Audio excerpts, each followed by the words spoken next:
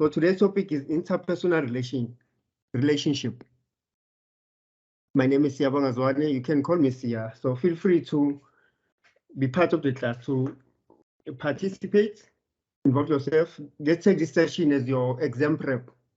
You are writing your exams just around the corner. A few weeks from now, you are writing your exams. So take this class as your exam prep.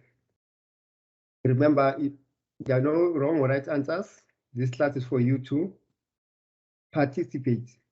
Interpersonal relationship. Interpersonal issues. So before we start in interpersonal issues, you need to ask ourselves as to why interpersonal issues?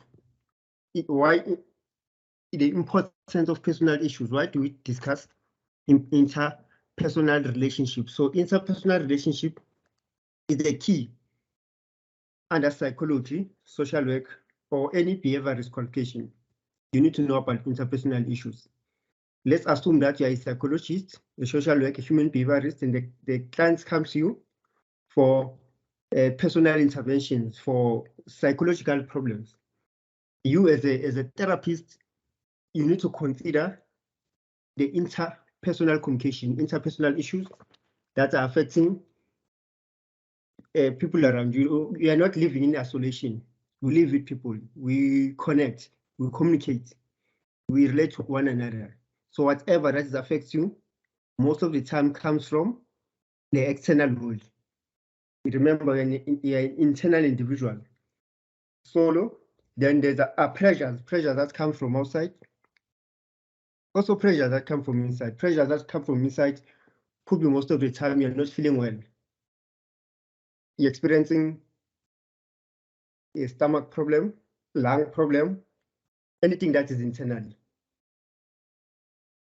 Let's assume that the doctor tells you that you have high blood. For the first time you heard that you have a BP, you have high blood pressure, meaning you are stressed. However, the factors are coming from the internal, from your body. Then external is what are caused by either people or external factors. For instance, unemployment. If unemployment, exam stress.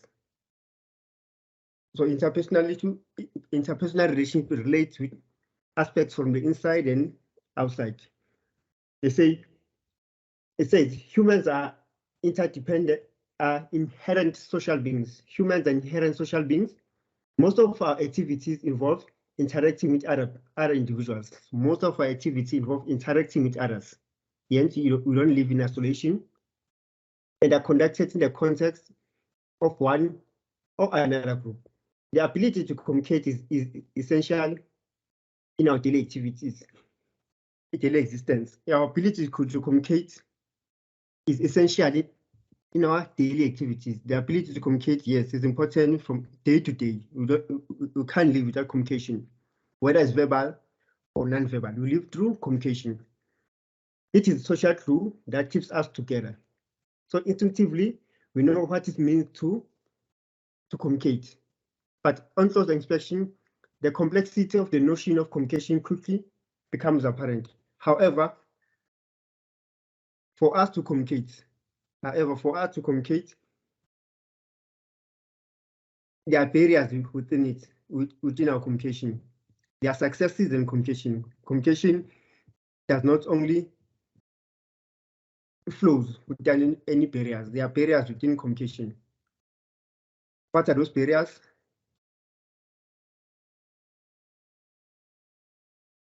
These are the key dynamics of communication. They say the nature of interpersonal communication. The nature of interpersonal communication. We have communication. The nature of interpersonal relationships. We have communication dynamics as well as relationship. Communication, dynamics, and relationship. When you look at your notes, you'll notice that the chapter interpersonal relationship is divided into three. We have communication, dynamics, as well as relationships. Let's start off with communication. Communication, the basic element of communication. It says, technically speaking, communication is a process of sending a message or receiving feedback. It's a process of sending message or receiving feedback. That's it. Communication is a process of sending and receiving feedback. Currently, I'm the sender. As I'm talking to you, I'm the sender, and you're receiving sending and receiving feedback. Sending message to you, receiving feedback from you. Feedback through. I'll ask you questions. Does the slides make sense? Am I making sense? Then we connect. Meaning I'm receiving feedback. Communication can be verbally, as I'm talking to you now, online, virtual, verbally. Then I get questions from you, response from you, or non-verbal. Non-verbal could be, I give you a task. Lecturers give you assignments. Your response is you write the assignment, then you submit it. Once you submit, the lecturers need to mark and send you feedback. Meaning communication is a two-way stream. Two-way stream. Within communication, there's a sender and encoder. And a sender and encoder, they are bundled together as a person who communicates. Sender and a decoder, encoder, bundled together in a person who communicates. Currently, that's me as a tutor. I'm the sender, I'm encoder, I'm communicating information to you.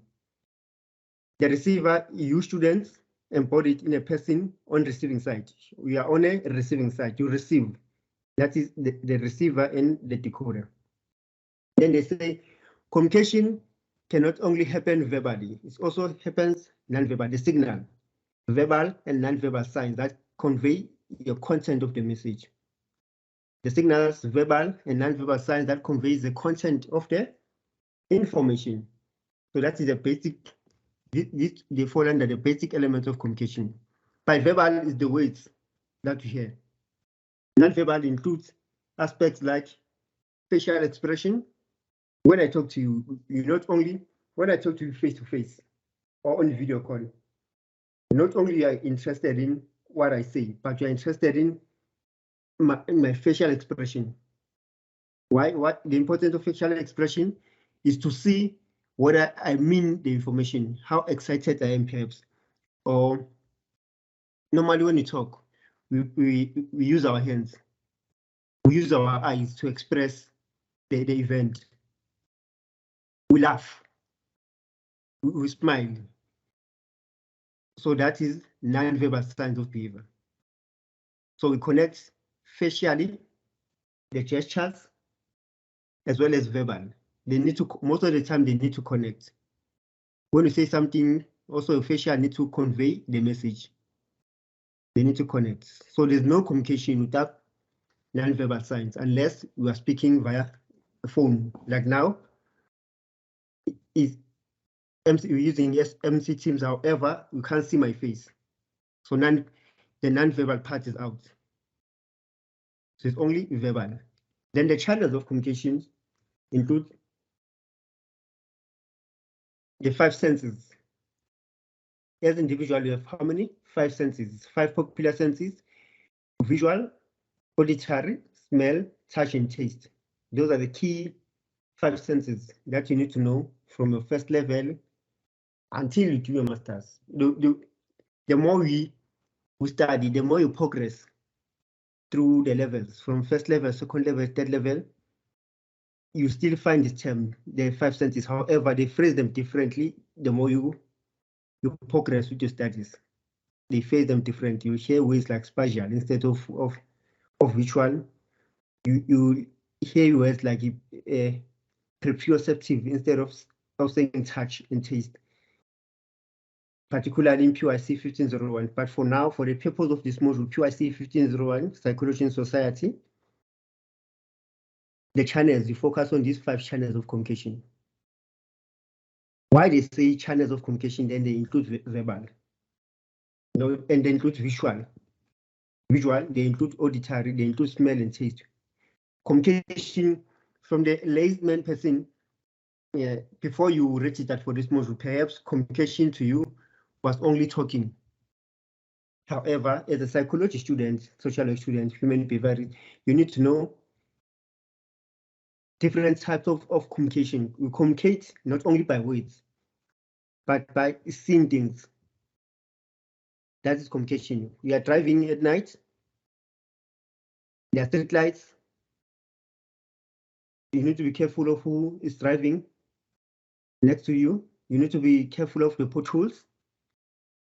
How do you determine that? Your lights need to be on most of the time. Be mindful of the street lights. Like I said, be mindful of the potholes, meaning that is part of communication. You don't talk with other motorists. However, you communicate through hooter, lights. Hooter, we can say in this process, is auditory. If there's a challenge, you hoot. Beep, beep. If the person can't see you, you indicate using bright. When you turn left, you use what? In a left indicator. When you're turning right, you use your right indicator. So that's the only form of communication. So it's visual. It's something that you can see, but you can't hear. It's something that you can see, but you can't hear. Because the motor is driving his own car, you are driving your own car. The communication will only be visual. Your ability to determine if the car is red or blue is through visual. Your ability to see where you're going, what you'll be using, perhaps your phone, GPS. GPS, it gives you direction.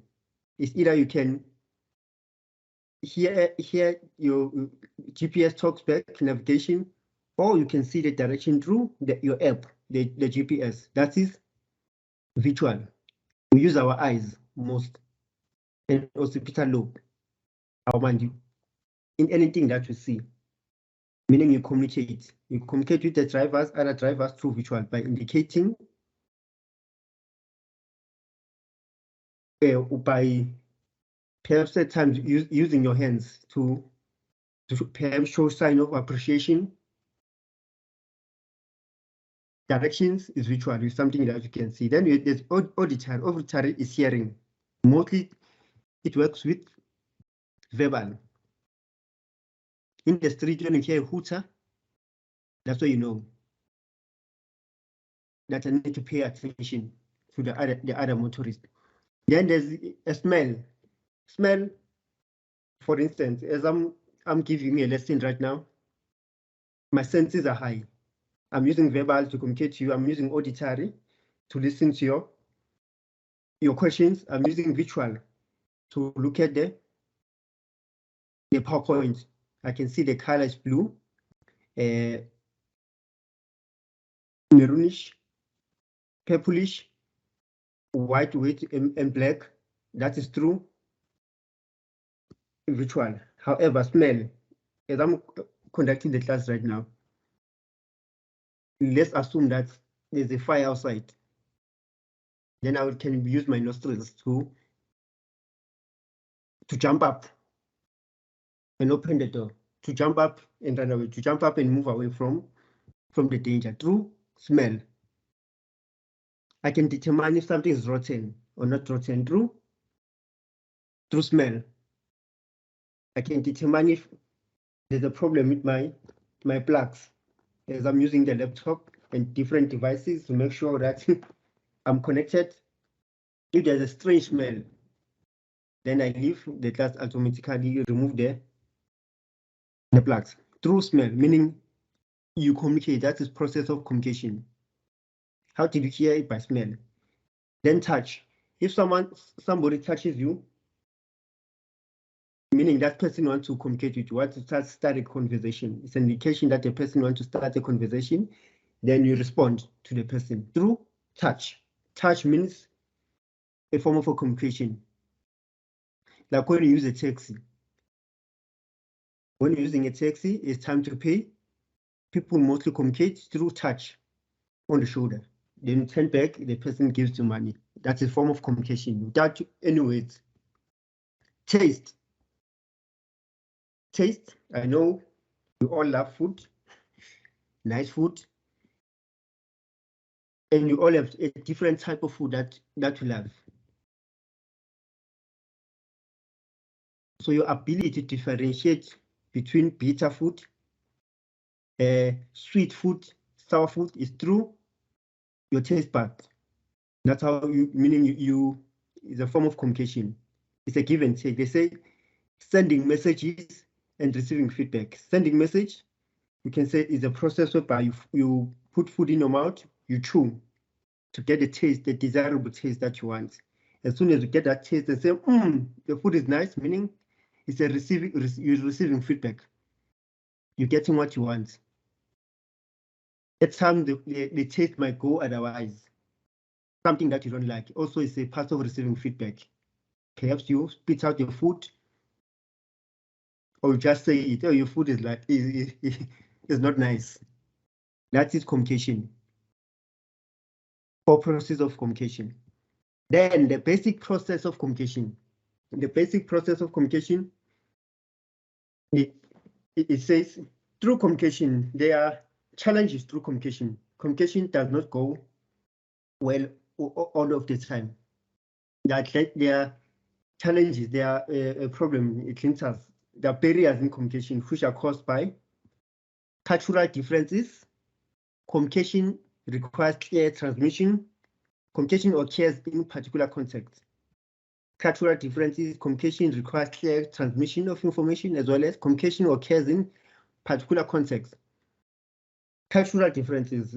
Let's look at South Africa. South Africa is a multi-cultural society, multiracial society with 11 official languages. Then imagine, how do we communicate? People in Gauteng, they know more than, they can communicate more than 2 or 3 languages, because Gauteng particularly is so diverse. The cultural differences. So if you don't know, if you haven't given yourself enough opportunities to learn about other people's culture, that's where you experience cultural barriers, cultural difficulties. What do they mean by cultural differences? Okay, let's go through the textbook. It says communication requires rules. The decoder cannot understand the message if it does not know who sends the message or what the message is all about. In interpersonal communication, these rules can be quite complex because they include linguistics, culture, as well as personal aspects. The way in which people express themselves verbally and non-verbally regulates their communication. Individuals' verbal and non-verbal expression are determined by their language, culture, and personal style. If somebody speaks a particular language badly, using incorrect words, they said false grammar, poor pronunciation, the listener may find it difficult to understand the person because he or she cannot apply the language decoding rules, particularly in cultural differences. They say cultural differences may also cause encoding and decoding difficulties. Remember, encoding is you transfer information, decoding you receive.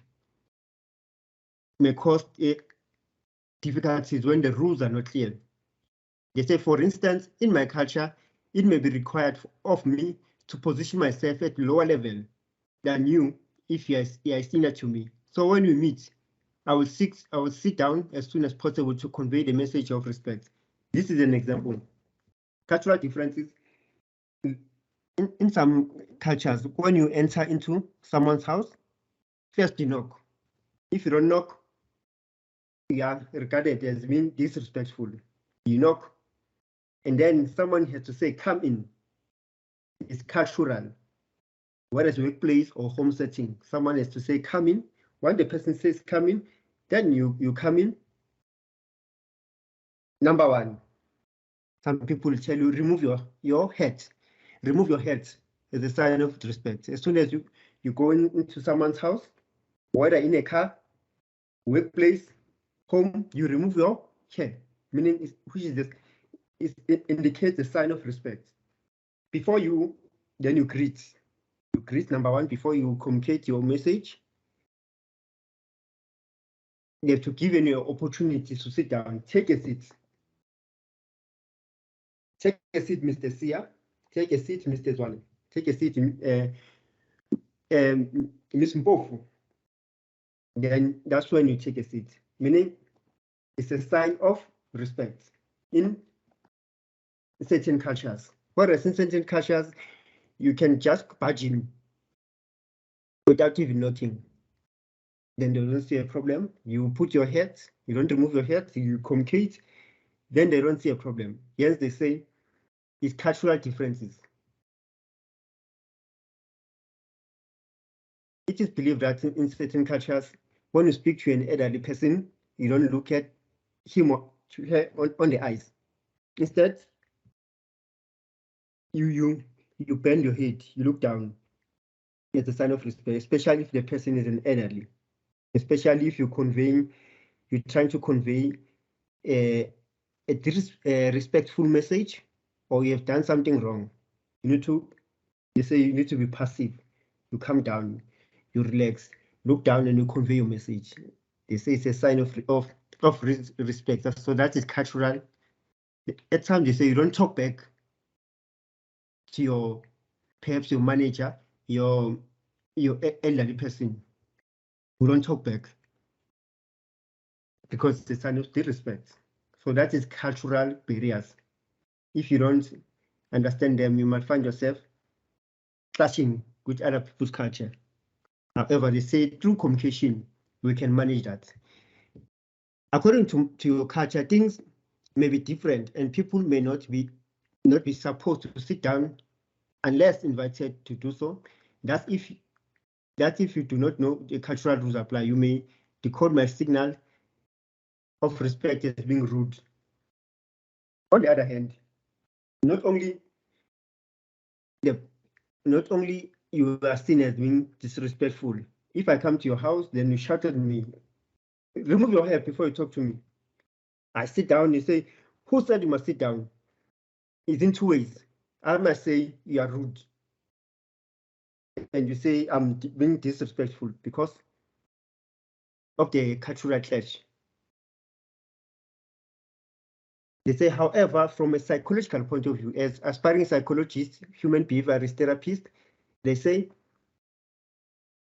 from the view of psychological point of view, the most interesting difficulties with encoding and decoding lie in the field of personal style. Some psychological theories suggest that people encode, meaning encode needs and intention into verbal and non-verbal behavior without being aware that they do so. These needs and intentions remain unfulfilled if other person cannot decode them correctly, and the person may become unhappy and seek help of a psychologist. The role of psychologist is to decode the unconscious needs and intention to help people express in such manner. Okay, let me sum it up for you.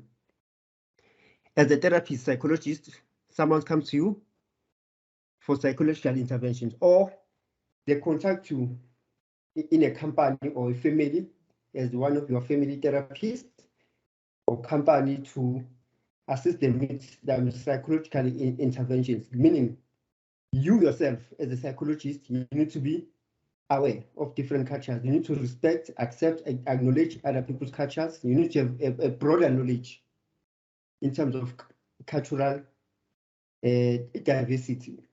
Once you go there for consultation, you are a leader. They believe in you, they respect you.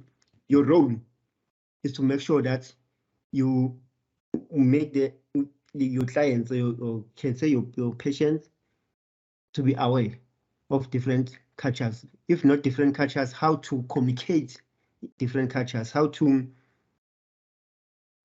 accept, because you might find that we are aware of the different cultures. We have the Zulus, Tswanas, some speak English language, some speak in Afrikaans. They are aware of the difference. However, you will find that some people are not willing to learn, or they have stereotype in their mind. They have their attitude towards other cultures. It's not that they are not aware. He or she knows that you need to remove the hurt. He or she knows that in order to show respect, you need to perhaps raise your voice when you speak to me. Can you raise your voice? They are aware of those things. However, the challenge is acceptance. That's where you come in as a psychologist, to break down the barrier, to break down the attitude, to show them light, to allow them to accept and acknowledge others step by step. The keys, how to accept other people's cultures, what you need to look for, how to do it. Maybe give them tasks on what other tasks they can do in order to accept one another. Maybe put them in a team building process. They play games just to loosen up the barriers in their mind. That is cultural differences, then the role of the psychologist. Then communication requires a clear transmission. Clear transmission is most affected by noise or illegible handwriting. And an example here will be, I can't conduct a class in a noisy environment. That's why before I start a class, I'll say to you, make sure that you switch off your mic, because it becomes a bit distractive. Not even a bit distractive, it becomes distractive to a class when there's noise in the background. When I conduct the class to you, I make sure that I get a suitable environment where there's no noise. I even tell people that who stays with me from 6 o'clock to 8 o'clock, please, I'll be facilitating a class. I don't need any form of noise. Then you arrange. You don't chase people out, you arrange. Even you as a student, you don't chase people out, you try to arrange your settings to be suitable so that communication will be clear. Then illegible handwriting. When the lecturers, the moderators, the tutors mark your scripts, you'll find that there's a student who has answers, proper answers. However, due to illegible handwriting, the lecturers can't see. Then you lose marks for it. You cannot open a case or say it's unethical, is not acceptable, because you can only see your handwriting, but the lecturers can't see it. It's difficult. Illegible handwriting. Hence, they also, in your exams, tutorial letter, the guidelines, they tell you, when you write your assignment, please write in an illegible handwriting. It's part of the instructions. Write in legible, not illegible handwriting. Write neat so that you can see. That's why at times you are forced to, they say to you, type your assignment instead of writing. It's a must that you type your assignment instead of writing. Mostly it's due to handwriting. You'll find people sending the assignment back or the exam for remark. You are sure of your points, you are sure that you have written, however, your handwriting is illegible. No one can see it, meaning communication is not clear. They're not saying you're stupid, but communication is not clear because you can't see it. So it's more like someone who's trying to express his or her viewpoint, but you can't get the viewpoint. You can't hear you. That is illegal handwriting. When you can't hear you can't receive. You don't receive anything. We'll give you 0. Then communication occurs in a particular context. The context of communication is very important. The context of communication is very important. Context, you think of the event, the situation, the environment. Environments differ. Events differ. Communication, as I'm communicating to you now, I'm a tutor, you are students. There's a form of communication. I need to make sure that the notes that I design, the slides that I design are for the students. They are not from lecturer to lecturer. I'm not presenting for a workplace. I'm not presenting for the professor. I need to make sure that context to context situation, these notes are suitable for students, meaning is a context of a student and an educator. Student, and that's the context. I'm not preaching a church. It's a student to student, it's an academic. That's what they mean by context. They say a message may take a different meaning depending on the context in which the sender and the receiver finds themselves. Then the message may take a different meaning. For example, they're giving us an example. The meaning of the message, she is beating him, she is beating me, she is beating me, depends on context, depends on whether the message is conveyed the context of a game or a fight. let's assume we are passing in the street. The person is shouting, "She's beating me, she's beating me, she's beating me." The context will be, is the person beaten physically in a context of a fight, in a context of fist exchange, or perhaps they are playing a game. They are playing PlayStation. You are beating me in the context of the game, PlayStation. You are playing cards. You are beating me. So they say information depends on the context. To determine the context, that's when perhaps you'll determine how does the person speaks. Do you feel danger? Or you're just speaking? She's beating me in the context of game or fight. However, context does not only define the meaning of the message, they also define the relevance and appropriateness. The relevance and appropriateness, we often see ordinary conversation, how people ignore the context of communication by making irrelevant remarks. When you're in an argument with a person, suddenly you say, but your point is irrelevant. You're out of context. When you argue in heated argument, but you're out of context. I'm trying to bring a point. This is a problem. We are moving away from a point, especially couples when they argue. One of them, you try to bring a point. My problem is 1, 2, 3. Then someone out of context quotes something that happened 3 years ago, but you are like this because of 1, 2, 3. They say you're out of context. Out of context. And another example would be, you say a group of friends may be busy discussing whom to invite to a social function. When one of the group members start to talk about catering requirements, a group of friends are in a discussion talking about social function, where one of the group members talks about catering. So the topic here, we are discussing the list, the guest list, who's supposed to be in the guest list. Because of the excitement, someone's at catering. It says, although catering is not an unrelated matter in the situation, we are talking about social events. Yes, catering is not an unrelated issue. However, the context of the conversation is the guest list. We are not there yet. The person's remarks are irrelevant, not because catering is an irrelevant issue, but because he or she ignores the specific context of the conversation. That is from context to context. Another context, they say, the way you communicate with your friends is different to the way you communicate with your parents or your pastor, from context to context. The way you sing at church is different from the way you sing at a concert or a tavern, because these are two different contexts. The places differ. They say relevant situation, a place. Tavern, you speak as you please. You are more open. You are more relaxed. No one will judge you on your grammar. No one will judge you that you are shouting.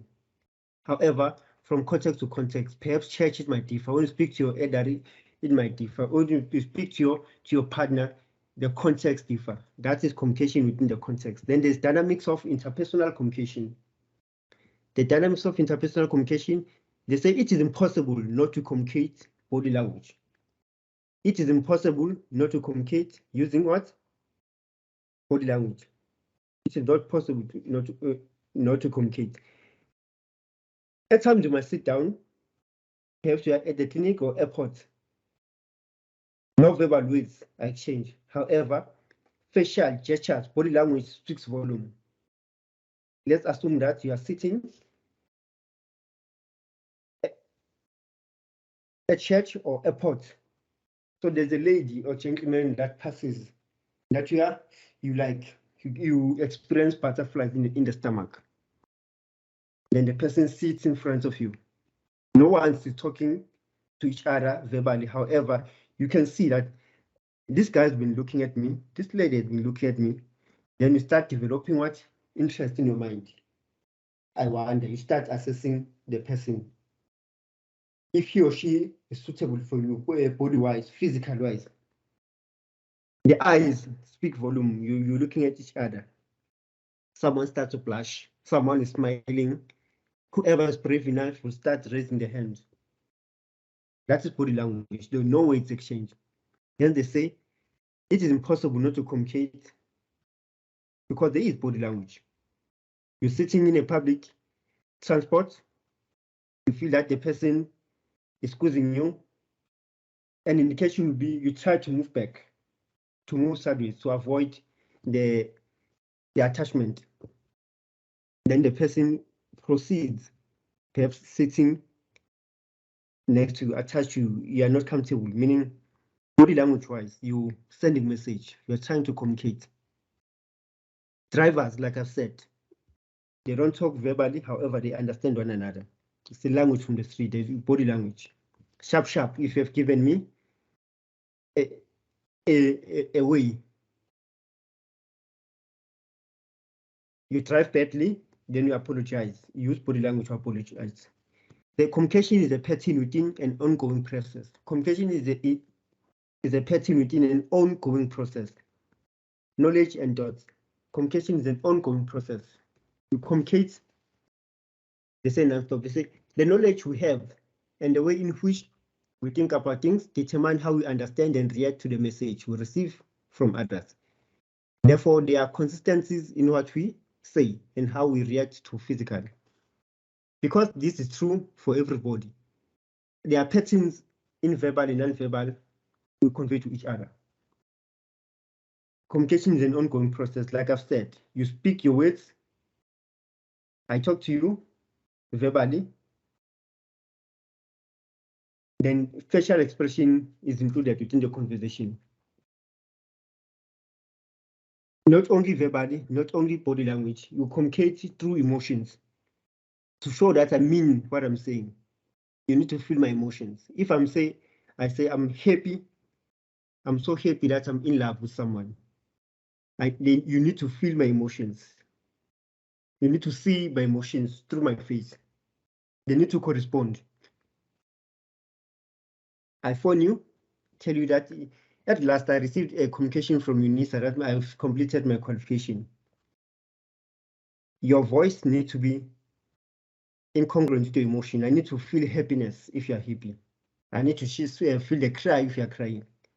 So communication is an ongoing process. Not only you focus on the verbal words, body language, however, some form of a conflict. If someone is angry with you, I'm angry with you. You need to see that person, if the person is angry or not. So it's an ongoing, does not only include verbal. Also, knowledge is included, our thoughts are included. Then the last one, communication happens on different levels. Communication happens on different levels through what? Informative content level, meta-communicative content, and congruence level. So to the students, what I'm discussing, you'll find in your study materials. I think you will find in your study materials as well as your recommended book, Student A to Z. It's not something that I've jotted down myself. So it's just a summary within your study material. You will see it. Communication happens on different levels. Informative content level, meta-communicative content, as well as congruence versus incongruence. Informative content says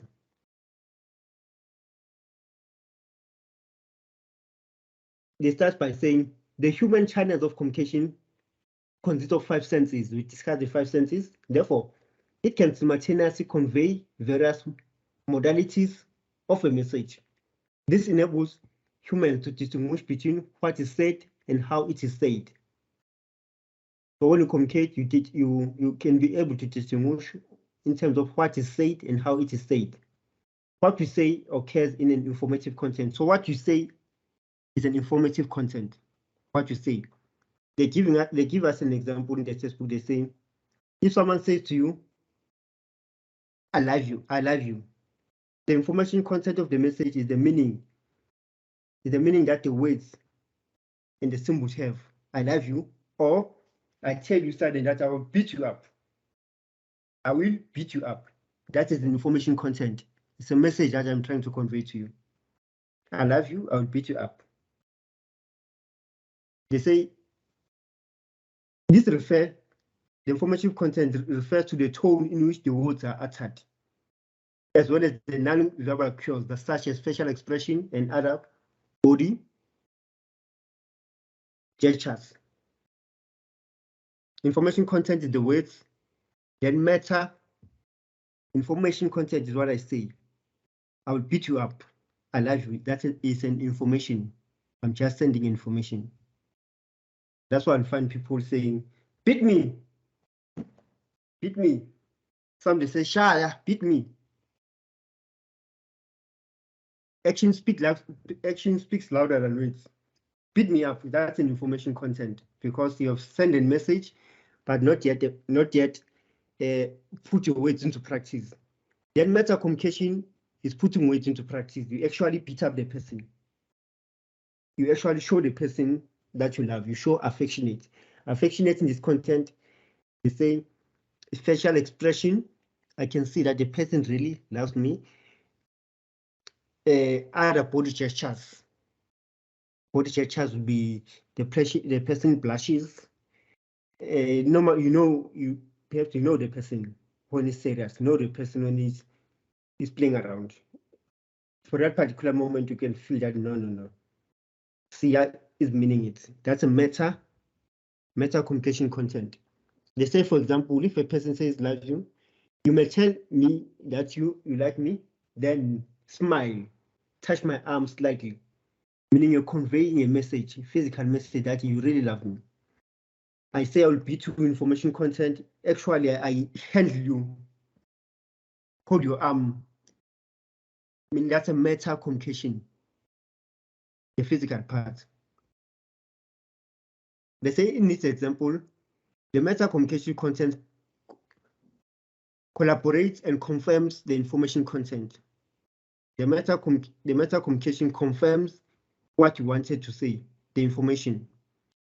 They say the communication is therefore said to be in this way. If you show that you love a person, or you say you beat up the person and actually beat the person, we can easily say the information is congruent. Your communication is therefore congruent because you have done what you intended to do.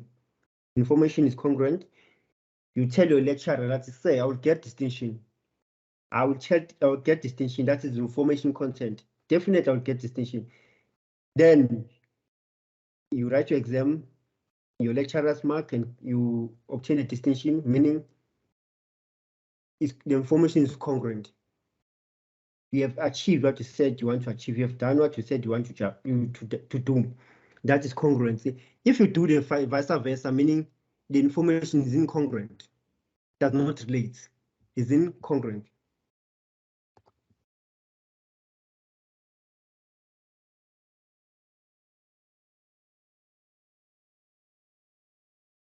Okay, guys, let me check how many are we now. I can see Munhau has joined us. So we have Miguel, Menhau, as well as Nipo. Okay, thanks for coming, guys. Before we move on, we have discussed the first part of our discussion, that is communication. Like I've said in the beginning, interpersonal relationship is divided into 3 chapters: communication, dynamics, as well as relationship. You are done with communication, the basic elements of communication, the basic process of communication, as well as the dynamics of interpersonal communication. We are now moving to the dynamics of communication. But before we do that, as always, I would like to hear from you. This class is for you. Any questions, any elaborations in relation to what you have discussed? You have done your assignments, I know. You have some previous perhaps question papers. So any question related to this content, communication, interpersonal communication. It's an interesting topic. So any question? So if you have a question, this is where you raise your hand. Okay, I can see your hand. Monahu, please open the mic. Monahu, I can see your hand.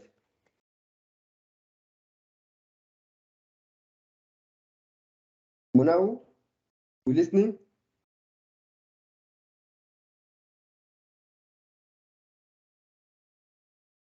Mona, try to open the speakers or your mic.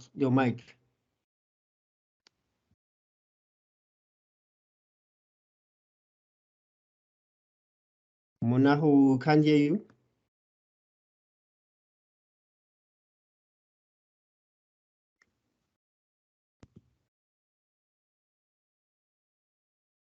So it seems like Mona perhaps is experiencing some challenges with network. Can you hear me now? I can hear you. Oh, okay. I just wanted to ask if on communication, Yes. the element of communication and the basic process and the dynamics only. Okay.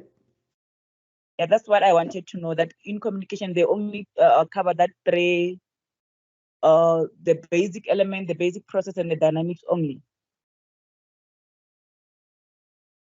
Pardon, can you please repeat your question? Under basic? On under communication.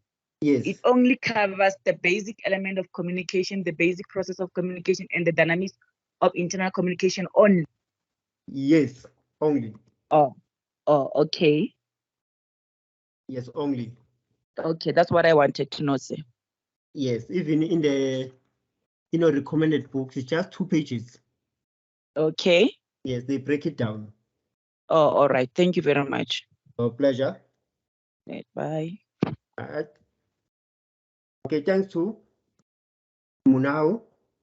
You can lower your hand, then you can continue. Thanks for the question. Relevant question. Like I've said, under interpersonal, the topic, the main topic here is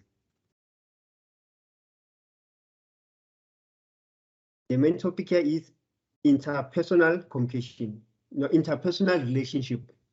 That's a key. Interpersonal relationship. Then under interpersonal, we have communication. Firstly, we have what? Communication. That is communication. We are done with communication. We have dynamics, and as well as the relationship. We are done with communication. Then we move to the dynamics of communication. The dynamics. Remember, they say communication is a process of transmitting information from one person to another.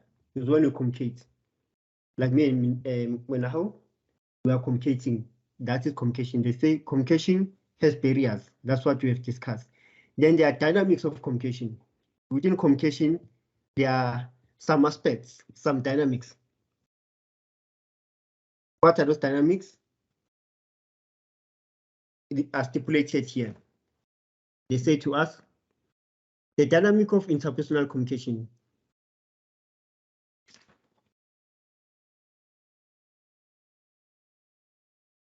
Dynamics of interpersonal communication, the communication between humans is a dynamic process that occurs continuously, even when we are not intentionally communicating.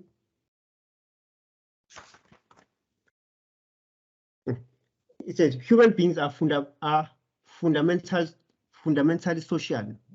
I'm reading from the recommended book. They say human beings are fundamentally social. The basic need that drives social inflection is the need to belong.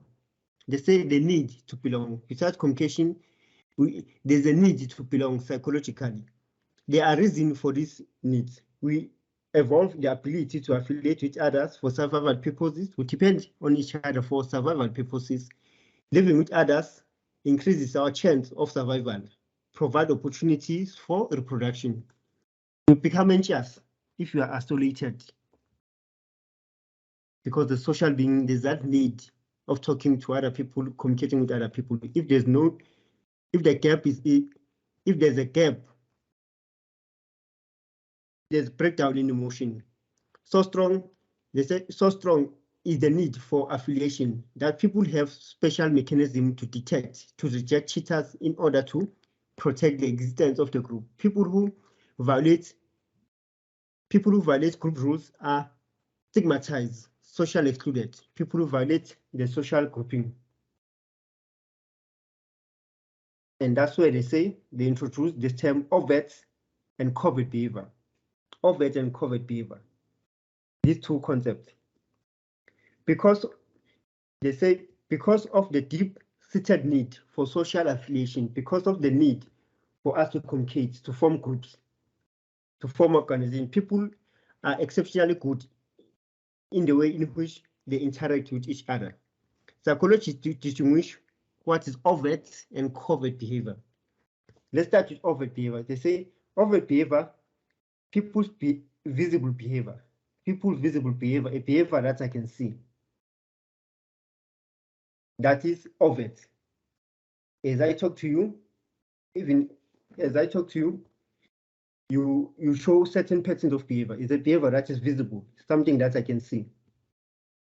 Then covert behavior, they say patterns in overt behavior. The patterns here in overt behavior.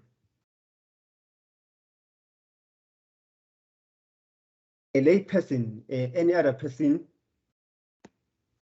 might say a visible behavior could be, let me come up, let's look at an example. An example would be, let's go back to the examples. If the person says, I'll beat you up, he says with his mouth, perhaps in body action, that's a visible behavior. You saw the person that is angry, want to beat you up. However, covert behavior, you look at the patterns of this of a behavior. The pattern would be, we can easily say, no, I've seen this coming. The person has been aggressive now and again. The person normally, when he's angry, he comes closer to me, then I move away. You can see that the person will beat you. You look at the patterns, the signs, basically, that you have seen this coming, that the patterns of the overt behavior. Overt behavior would be, again, you met this person in an airport or school setting. The person greeted you with a smile. Now and again, the person greets you with a smile to show some form of affection or respect. Suddenly, the person starts approaching you, stating that I'm interested in you, I'm interested in knowing you better. Then you start looking back, you start thinking that there was a sign, there are patterns of this behavior, the visible behavior, there were signs, the patterns in overt behavior. Now and again, I could notice that the person is interested. The way you talk to me, the way you communicate, so it's more than student to student relations, it's more than a colleague to colleague. I've seen the pattern. The one time you bought me chocolate, she was staring at me. She was staring at me. That the patterns within this visible behavior. They say moving towards people, moving against people, moving away from people. The patterns. Let's break it down. What do they mean by moving towards people, moving against people, and moving away from people? Overt behavior, people visible behavior. Covert, the signs here, the signs in this overt behavior, the patterns. So they say moving towards people, moving against people, moving away from people. Psychologists who work according to, they say, hormone theory will try to dictate this, underlying the patterns of overt behavior. They try to understand this pattern. The psychologists, this moving towards people, moving against people, it comes from a psychologist known as homie theory. It's a homie theory. It tries to differentiate, to make us understand the covert behavior through moving towards people, moving against. Okay, let's read this in this context in order to make sense to us.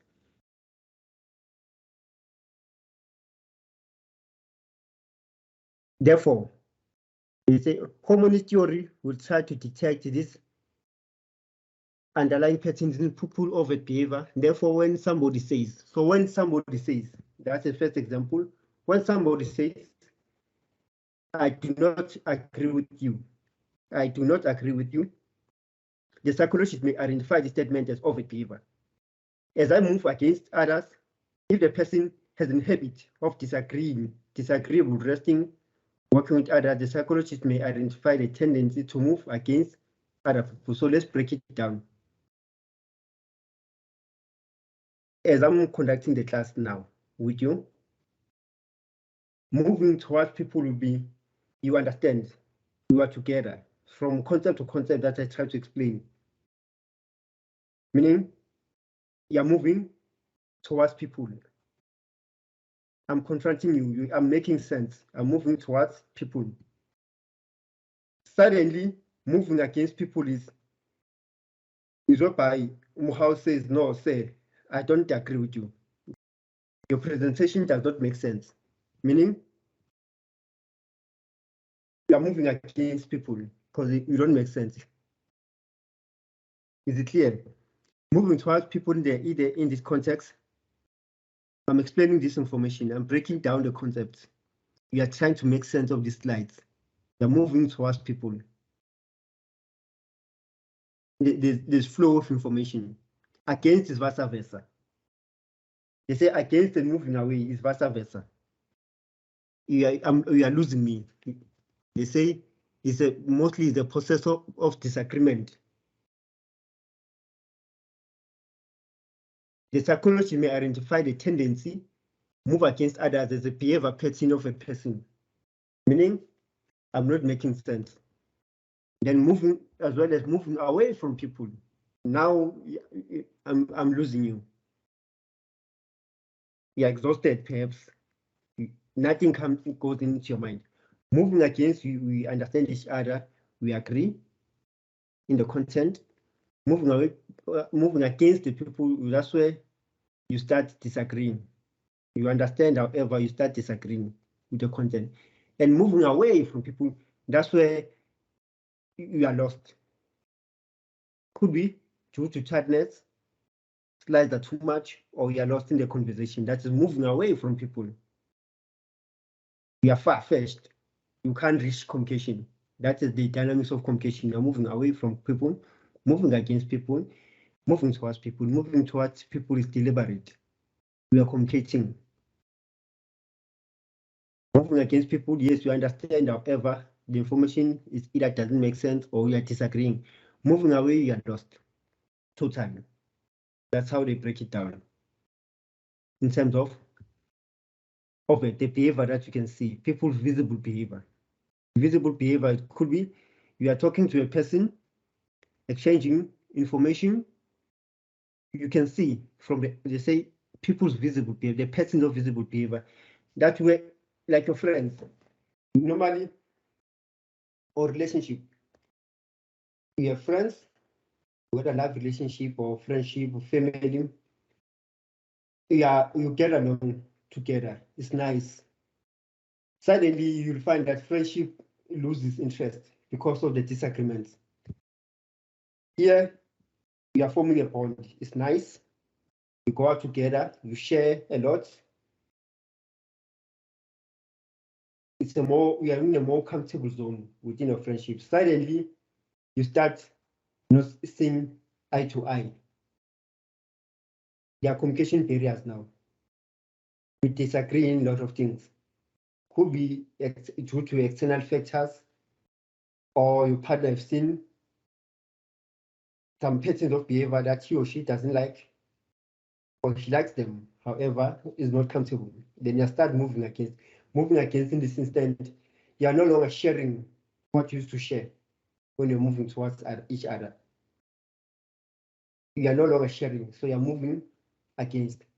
Suddenly, you move away. That's a breakup. That's a breakup. So here, you're dating. There's harmony. It's nice. Moving against, these are the signs of breakup. Moving away, totally breakup. No longer together. Overt and covert. So when you sit down and try to reconcile and reflect what happens with my relationship, what happened in my friendship, then you look at what this visible pattern, they say overt behavior, the visible pattern of behavior, the patterns in overt behavior. That's where you start considering, okay, 1, 2, 3 happened. There were signs, there were some patterns, but I ignored the person because I love my partner so much. You look at the pattern, the signs. At times I phoned, but he or she didn't pick up the phone. At times I phoned, his or her phone was off, and the person didn't come back to me. The other time I tried to accompany her to a mall, as we usually do, to accompany her to school, as we usually do. He or she refuses. However, I heard that there's a certain car picked her up. You look at the patterns. The person started to be not interested in you, show no interest in discussing certain things. Those are the patterns to show that the person was moving towards you, moving against you, or started then move away from you. Let's move on. I know I explained too much. Prosocial and aggressive behavior. Prosocial and aggressive behavior. Prosocial includes, they say, the prosocial behavior includes doing favors, offering assistance, paying compliments, or simply being pleasant and cooperative. That is a prosocial behavior, positive behavior. In trying to help other people, being affectionate, being showing love, showing assistance, offering help. Prosocial behavior is a behavior whereby people stand to benefit from one another. It's a behavior whereby people stand to benefit one another. It's a beneficial relationship. That is prosocial. This prosocial behavior is divided into 4. They say diffusing responsibility, identifiability, social ambiguous, cost versus benefit trade. There are various theories about the reason why people act prosocially. So there are various reasons why people act prosocial, why they like to help one another. Some theories assume that people are altruistic, in other words, that they offer help without expecting anything in return. So people differ. Some people offer you something without expecting anything. They help you without expecting anything in return.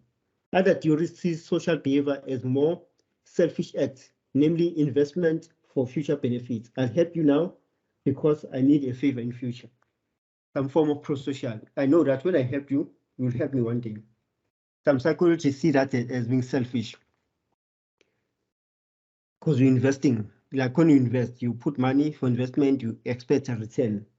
They say that is prosocial behavior. In other words, the payouts, they say the payoff may also be personal. At times, the payoff may also be personal. I feel better about myself when I help others. Some people will tell you that. I feel better when I help others, meaning it's more personal. Helping others may also be a tendency that we have been born with. We are born as a giving person, a helpful person. We know that infants become distressed, often conform when they see other infants cry. We are born with that feeling of nurturing, feeling of helping, feeling of being in the shoes of other people. They say normally infants, when an infant see other infant cry, he or she cries back because they say we are born with guilt. We are born with those type of emotion of helping, of assisting one another. The infant cries, the other infant cries to share the sorrow, to apply sympathy, to show that I do understand your cry. You know, kids, when one cries, the other chances are you'll cry. Mostly taught, they say, infants, they'll do that. Meaning you are born with that tendency to help one another, to feel the pain. The inner tendency to help others may be survival mechanism in the sense that we need to work together in order for survival. We need to work together in order for survival. I am because of others. That would be the same. We help one another through social. However, they break it down that there are other factors within prosocial behavior. There are other factors. Factor number 1, diffusing of responsibility. What do they mean by diffusing of responsibility? They say when people find themselves in a group, they are less likely to take personal responsibility. People can hide in a group because they are less identifiable. When people find themselves in a group, they are less likely to take personal responsibility because they can hide. When you are in a group discussion, let's assume that you have a group discussion of how many? Of 10 people. You're discussing psychology, you're preparing the exam. Within these 10 people, they are within a group. Some people don't communicate at all. Some people, they are unlikely to communicate because they hide. They say they hide so that they can be less identifiable. Then they diffuse responsibility, meaning they don't take responsibility. However, it's a diffusing of they are less likely to communicate when they're in front of the group of people. That could be perhaps they are shy, they don't have enough confidence to communicate, then they diffuse responsibility. So an example would be group discussion. Diffusing the responsibility is a process whereby people find themselves in a group and they are less likely to take personal responsibility. People can hide in a group because they are less identifiable. Then identifiability. Identifiability is the second factor that plays a role in prosocial behavior. People who are known are most likely to offer help. They say people who are known are most likely to offer help. Let's look at in the cases of Durban floods. Durban floods, now and again, famous people, celebrities, they'll offer help. You find that most of the time when people offer help, they take pictures, they post it on their social media. Remember, the statement says identifiability is the second factor that plays a role in prosocial behavior. People who are known are most likely to offer help. When you are known, you are most likely to offer help because you are known. You like to look good, to appeal as a giver to the society. Hence, other people will ask, why did you post it? Yes, to help the person, but why did you post it? Because it's an identifiability. It's a need it's a psychological need so that people can see you as a giver. No one gives and keeps he or her mouth shut. There's few people who gives without telling others. 2, the third factor means social ambiguous. Social ambiguous, the third factor concerns people's fear of making fools of themselves. When a situation is social ambiguous, people are less likely to offer help. They say when the situation is ambiguous, people are less likely to offer help because they don't want to make fools of themselves. That happens within a group as well, or a crowd. They say to you, who would like to answer? Or who want to dance for us? Because the social ambiguity is too much of the number of people, and then you are less likely to help because we fear embarrassment. That is social ambiguous. You fear embarrassment, you fear to make fool of yourself, then you don't help. You are shy, perhaps. Then the last one is cost versus benefit. In helping in a helping situation, people are less likely to help if there is a possibility that they can suffer harm themselves, if they could actually benefit for doing nothing. So that those people mostly you find in your place. I cannot do 1, 2, 3 because I won't get paid. It's a cost of benefits. I only participate if I know that I'm guaranteed payment. It's a cost of benefit. I'll help you perhaps with an assignment as students, you pay me. Cost of benefits. You only help due to the benefits. Then aggressive behavior is a behavior that has an intention to harm someone else. It's straight to the point. Aggressive behavior is straight to the point, having an intention to harm someone else. We have instinct approaches frustration, aggression approaches, as well as observational learning. Aggressive behavior that has an intention to harm someone else. As a dynamics of communication, they say physical aggression is commonly in animals and child behavior, but is relatively rare amongst human adults. Adult aggression normally involves words, action meant to threaten, intimidate, and hurt others. However, regardless of the form of aggressive behavior, the question still remains as whether aggressivism is something that's natural or a product of psychosocial circumstances. They're trying to break down the core of aggression. Aggression, they say aggression is divided into three approaches: instinct, frustration, aggression, as well as observational learning. Let's start with the first one, which is instinct. They say the major component of instinct behavior to aggression, the theorists view it as an energy that is built up, that has to be discharged at some point.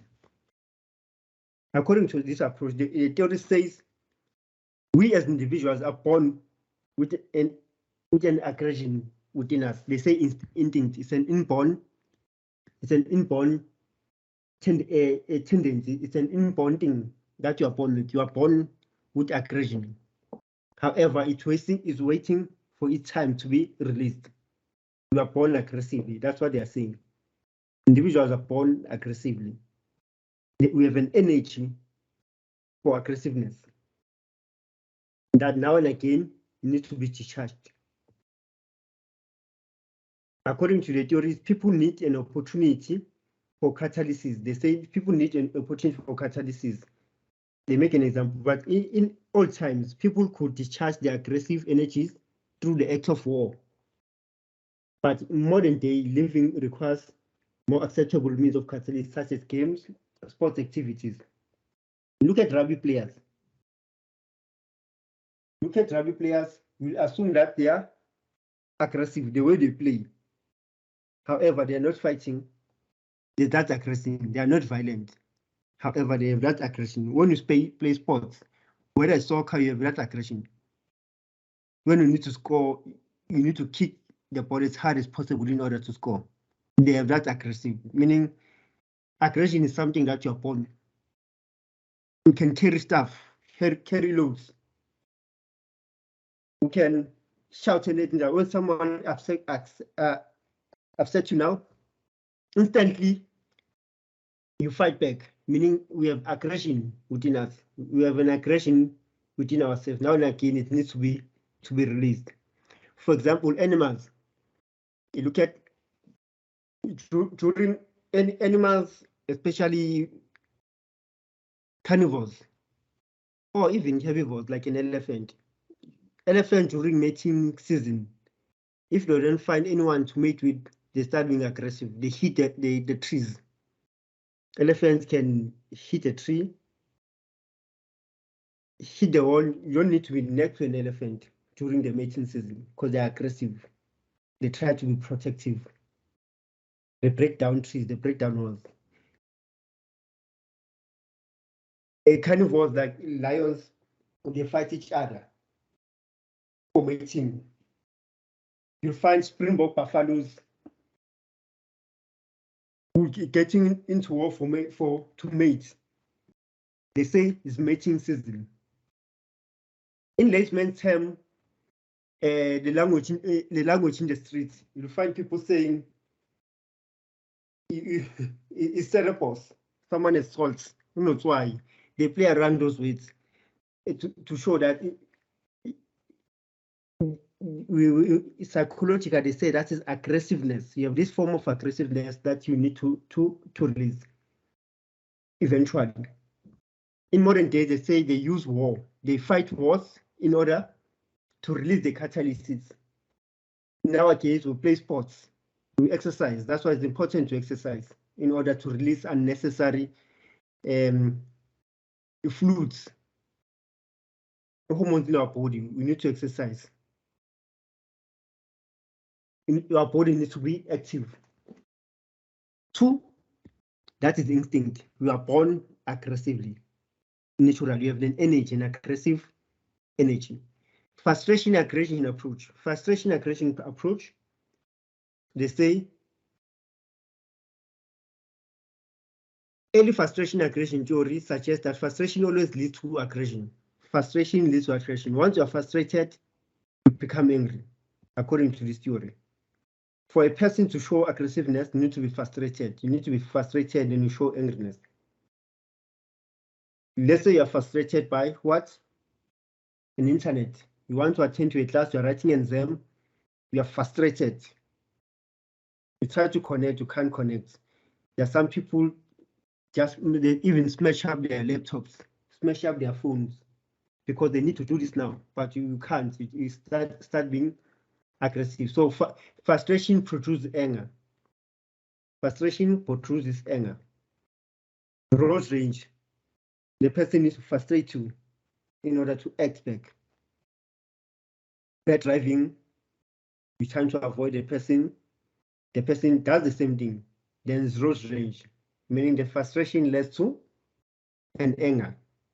Anger leads to what? Aggressive. You beat up the person or you smash his car. Observational learning. The observational learning, they normally say children learn what they live. Children learn what they live. Whatever children see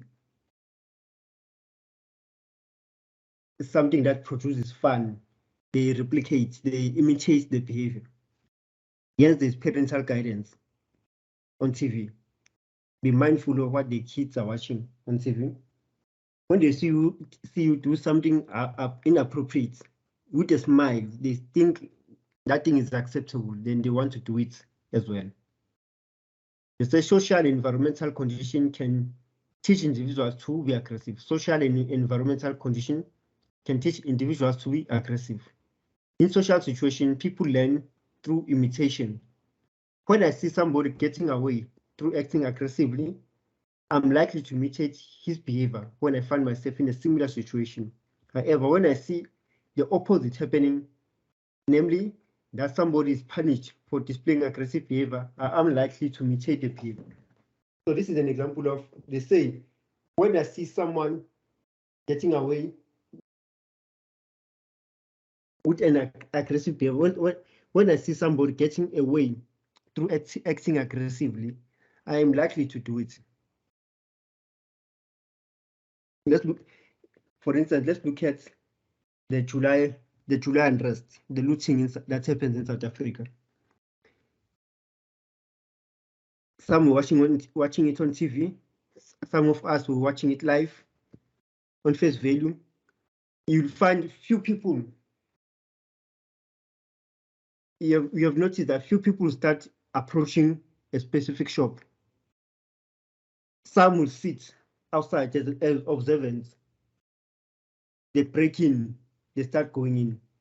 Before certain people go in, they look around. What action, what consequences? Are there any police? No.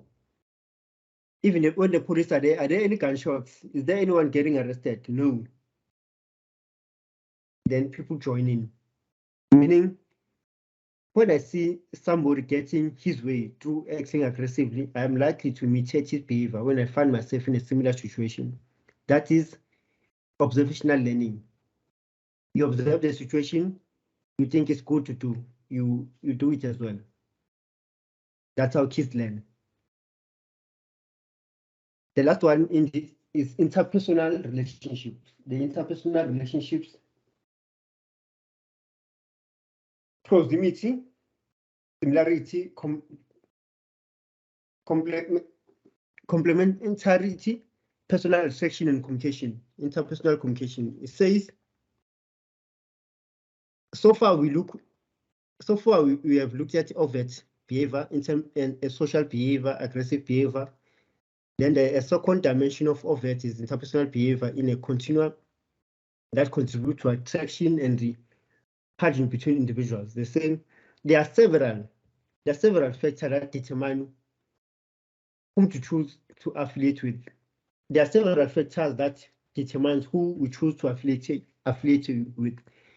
Dynamics of communication, interpersonal attraction. We choose who we are friends with. we choose who we interact with. We don't just speak to anyone. We don't just form a bond or give a contact to anyone. They say this is determined by proximity, similarity, complementarity, personal attraction, and communication. Proximity. This refers to the proximity. What is proximity? They say this refers to the frequency with which individuals come into contact. Researchers have found that the more often individuals come into contact, the more likely they are to become friends. The more you come into contact with the person, the more likely you develop a relationship with the person. Workplace, if you look back, how did I became friend with Bongani? How did I became a friend with Nosipo? Is it proximity? The more you see one another, it's the more you greet one another, you meet at the shop, you buy coffee together, you have some few conversations. They say it's more likely you become friends. The frequency determines the friendship.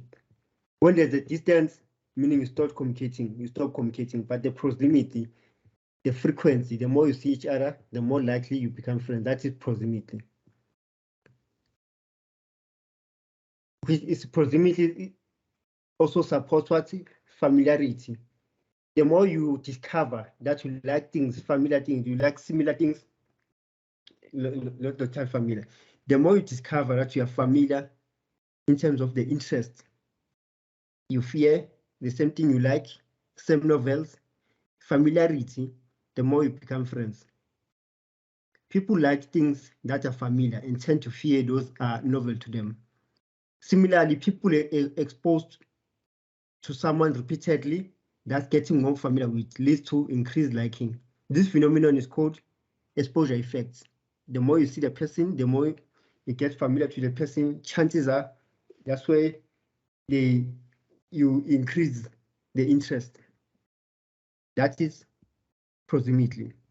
Then the similarity and complementary.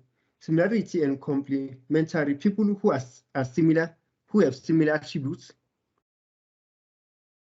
you have similar personality traits, demographics, for example, same age, same level of education, tend to like each other because they find one another familiar. They share interests and activities.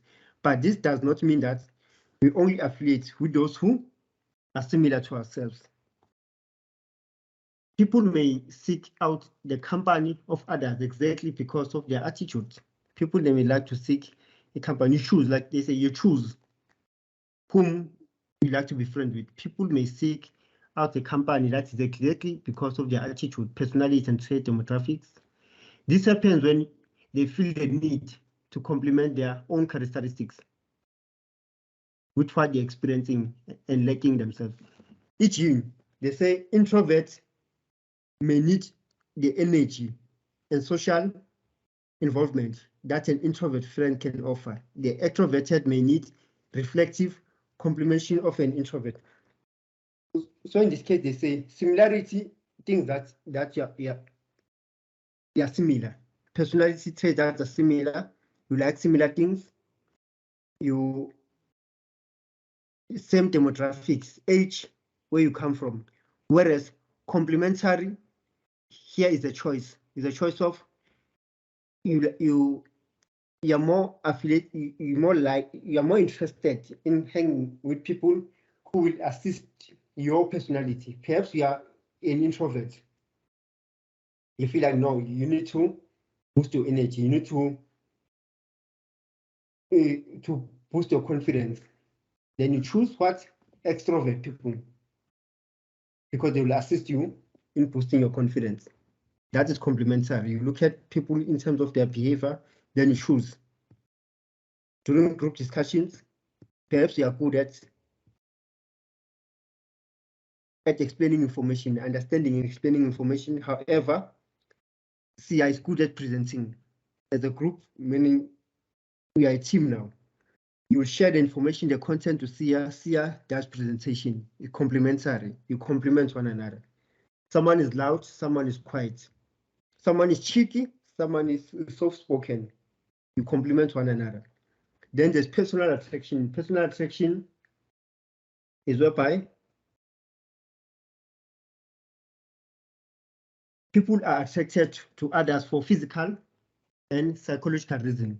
We're attracted to each other for physical and personal reasons. They tend to like those who have admirable personality. Psychologically, we tend to like those who have admirable personality, such as kindness, is friendly, is trustworthy, is likable, is warm-hearted. Even if you're trying to positively sell your friend to some partners, you know that your friend want to date. However, it's difficult to find a suitable partner. You as a person, you get a suitable partner, perhaps you add a male friend, you try to organize the two, try to connect the two.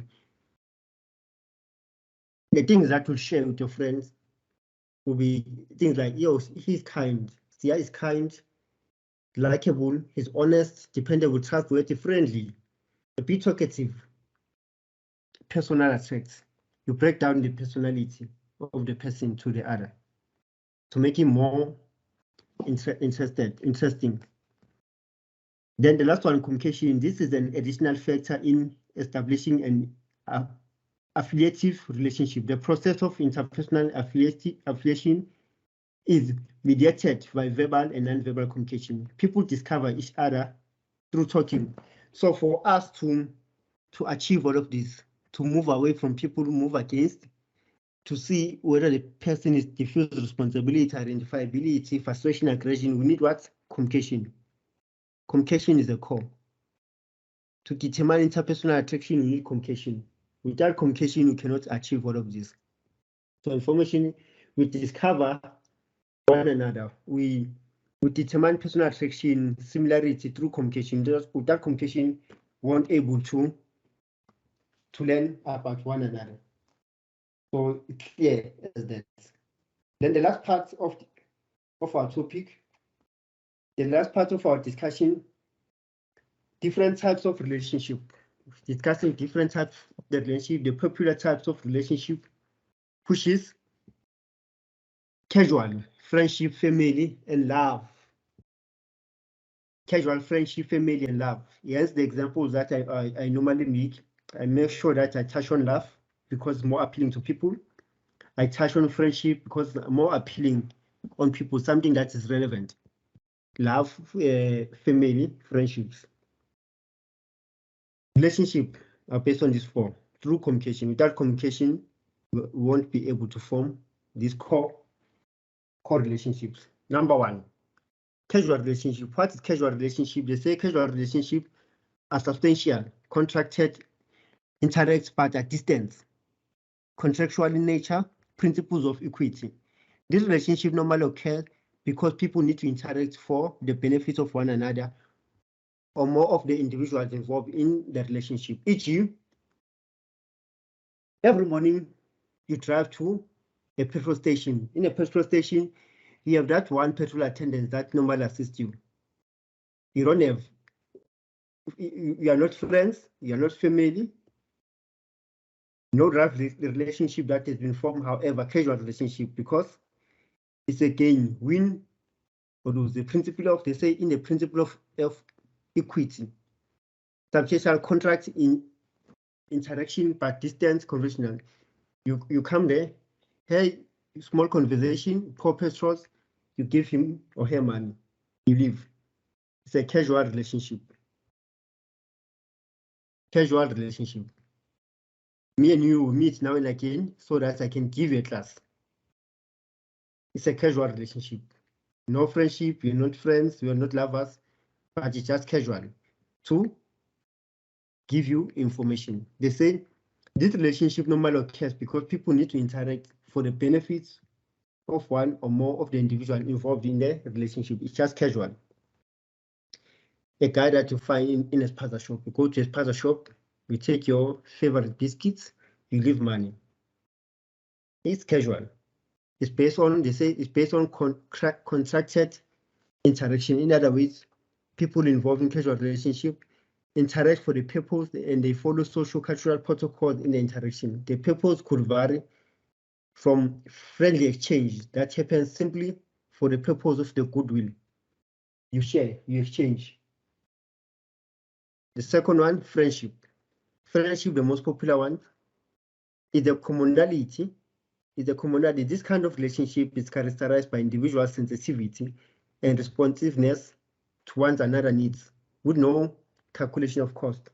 So the way they portray friendship, they say, is a communality. This kind of relationship is characterized by individual sensitivity and responsiveness to one another needs with no calculation. They even made an example that say, a gift only is true gift if both giver and the receiver forgot that they given the gift. According to this theory, friendship is not a give and take. It says a true gift is a gift is only true gift if both the giver and the receiver forgets the giving of the gift. When I give you something, I just forget. You don't need to pay back. You don't need to give it back. That is their form of friendship. A true friendship works in principle. Gift exchange. Nobody owes someone anything. You share a lot. You fight for one another. You communicate more often. That is a friendship relationship. A friendship relationship. Then family. A family, they say, is a complex system. Its members represent at least 2 generations, sometimes 3, when the grandfather is included in the system. The family system is an extended group. It's a complex system because there are grandparents. Grandparents give birth to grandparents. Grandparents give birth to our parents, mother, father. You'll find that there are additional there are stepdads, stepmom. Then it becomes complicated. New members in the family from the step parent side.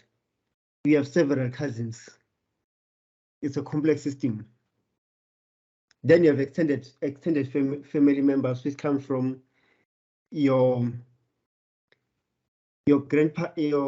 grandparents, brothers and sisters. So it's a extended family, cousins. It's a complicated form of a tree structure. That is family.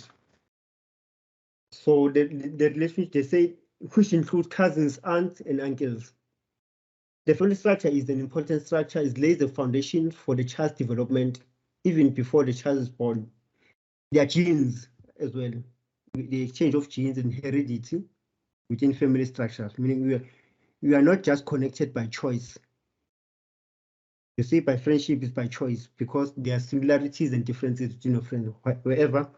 However, family, you are connected mostly by blood, genes, heredity.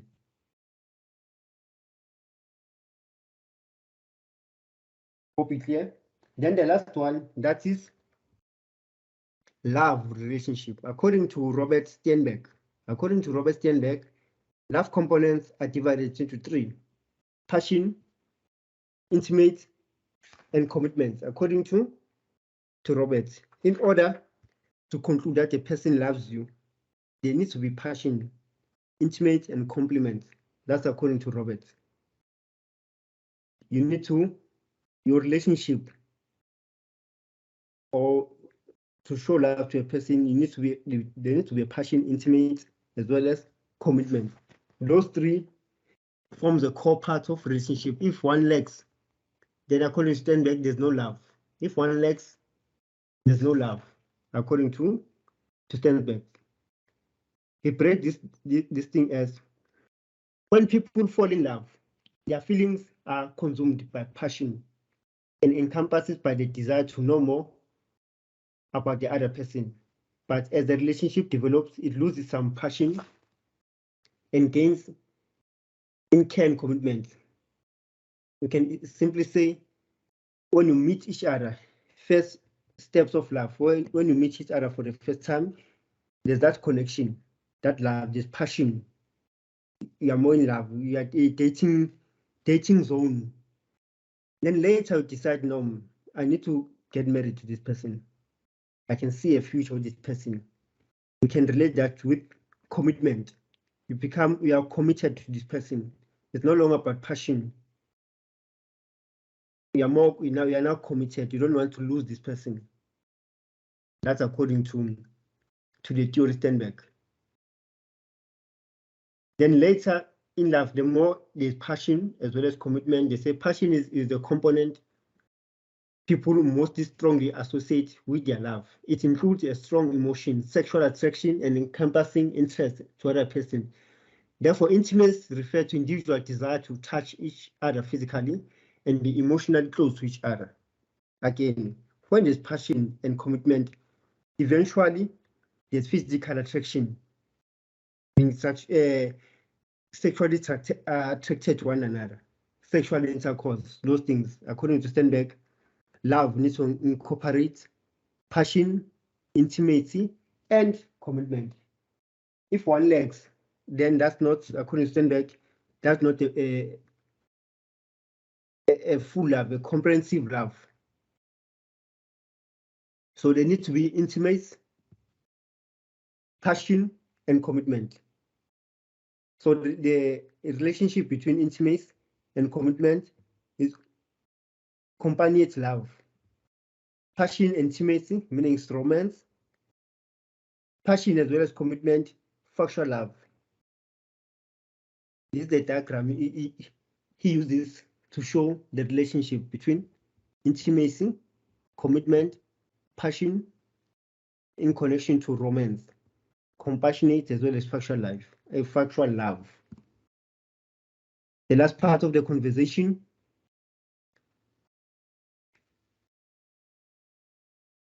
later in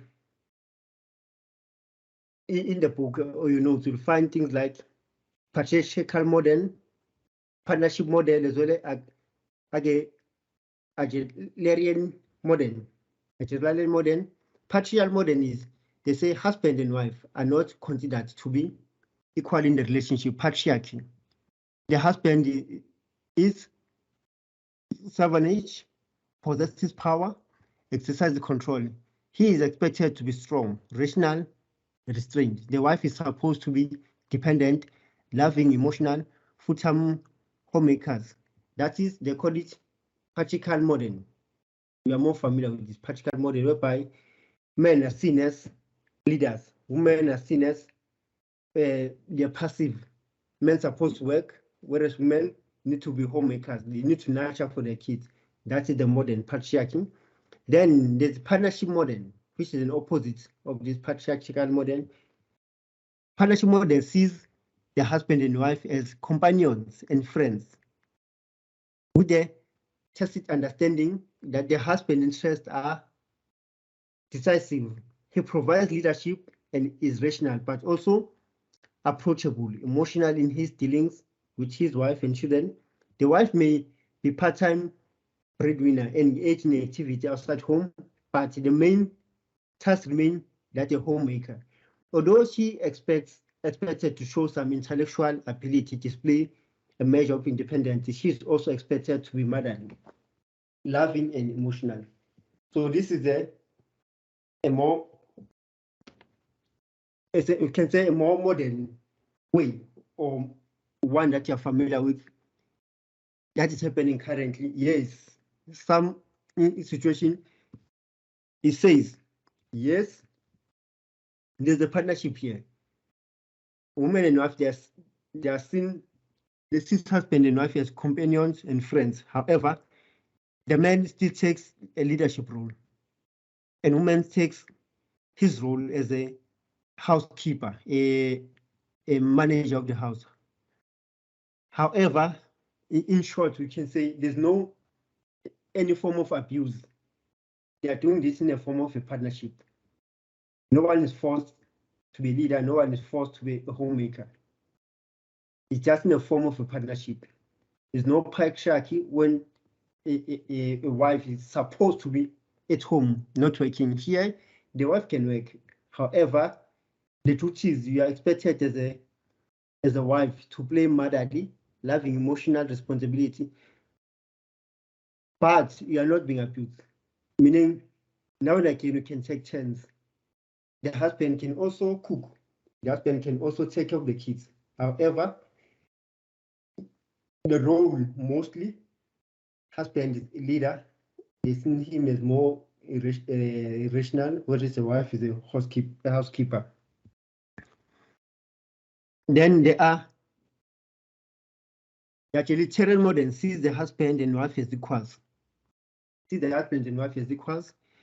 They say there is a respected symmetry in the way in which they regard or treat each other equals. Both parties are breadwinners in their own rights. Both have careers and they adopt their roles division around the house accordingly. Although the husband is still expected to be rational, he should also be able to express his emotion more freely, and in addition to her emotional eating. The wife is expected to be rational, self-actualizing as the husband. So their relationship is what? Is equal. So that's it for today. We are left with 6 chapters before your exam. Thank you guys for attending this evening class. Much appreciated.